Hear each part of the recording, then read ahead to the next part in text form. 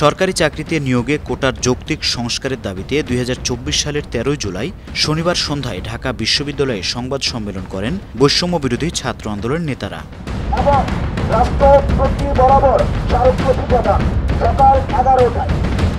সংবাদ সম্মেলনে পরদিন ১৪ জুলাই রোববার পদযাত্রা করে রাষ্ট্রপতির কাছে স্মারকলিপি প্রদানের ঘোষণা দেন। পাশাপাশি জেলা শহরগুলোতে পদযাত্রা সহকারে জেলা প্রশাসকের কার্যালয়ে স্মারকলিপি প্রদানের কর্মসূচি ঘোষণা করা হয়। একই সঙ্গে শিক্ষার্থীদের নামে দায়ের করা মামলা তুলে নিতে পুলিশকে ২৪ ঘণ্টার আলটিমেটাম দেওয়া হয়। আন্দোলনের সমন্বয়ক হাসনাত আবদুল্লাহ বলেন, পরদিন রোববার সকাল ১১টায় ঢাকা বিশ্ববিদ্যালয়ের কেন্দ্রীয় গ্রন্থাগার থেকে বঙ্গভবনের উদ্দেশ্যে গণপদযাত্রা করবেন তারা।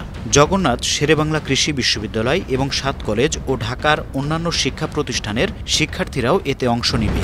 অন্যতম সমন্বয়ক নাহিদ ইসলাম জানান, পুলিশ বলছে যে শিক্ষার্থীরা তাদের ক্ষতি করেছে। আন্দোলনকারীদের বিরুদ্ধে শাহবাগ থানায় অজ্ঞাতনামে মামলা করা হয়েছে। পুলিশকে উদ্দেশ্য করে তিনি বলেন, ক্ষতি যদি হয় অজ্ঞাতনামা মামলা দেওয়ার প্রয়োজন নেই, আমাদের নামে মামলা দিতে পারেন।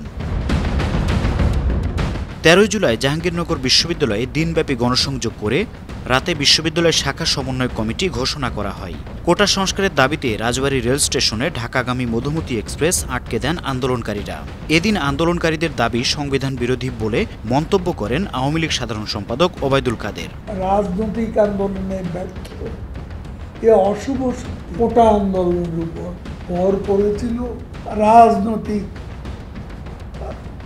রূপ দেওয়ার ষড়যন্ত্র। আন্দোলন বন্ধ করার আহ্বান জানান স্বরাষ্ট্রমন্ত্রী আসাদুজ্জামান খান কামাল।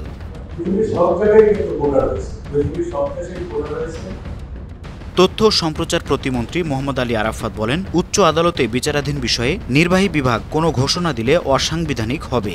ডিএমপির অতিরিক্ত কমিশনার হারুনুর রশিদ বলেন, আন্দোলনের নামে জানমালের ক্ষতি করলে আইনশৃঙ্খলা বাহিনী ব্যবস্থা নেবে। তারা যদি রাস্তা বন্ধ করে বসে থাকে, সাধারণ মানুষ চলাচল করতে না পারে, সেক্ষেত্রে আমাদের আইন শৃঙ্খলায় যেটা যৌক্তিক আমরা সেটাই করব। অন্যদিকে বিএনপির স্থায়ী কমিটির সদস্য মির্জা আব্বাস বলেন, শিক্ষার্থীদের দাবি ন্যায্য, সরকার ঘটনা ভিন্ন খাতে নিতে অপকৌশল করছে। আমরা ভয় পাচ্ছি এটুকুই যে এই আন্দোলনের ফাঁক দিয়ে আবার অন্য কোনো অপকর্ম তারা করছে কিনা। News desk, ৫২ TV.